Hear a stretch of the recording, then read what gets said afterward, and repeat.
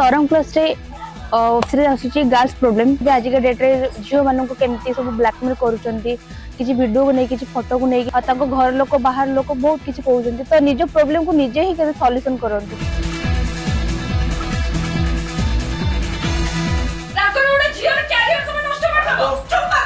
तरंग प्लस एक web series jar ना होचे गर्ल्स प्रॉब्लम झियो माने विश्वास सहित निजर साथी को निजर किछि प्राइवेट मुहूर्त शेयर कर दै थांती जा फल रे से माने केते असुविधार सम्मुखीन होई थांती। निश्चित रूप से एपिसोड को देखंतु आपण माने बहुत किछि सिखिबा को पाइबे।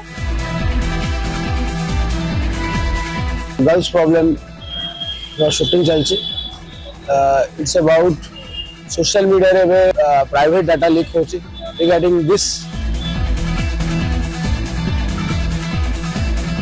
सब झील मान रिक्वेस्ट करी जे कौ भी पुओ पर एते भी ट्रस्ट करनी।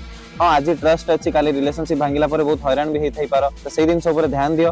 और बॉयज मान गोटे कथा कहबी प्लीज को भी झीर फोटो वीडियो एमती वायरल करनी कहीं जनक इमोशन सहित खेलिया बहुत खराब कथा। आ वेब सीरीज को देखिया पई आपण तरंग प्लस ऐप डाउनलोड करंतु।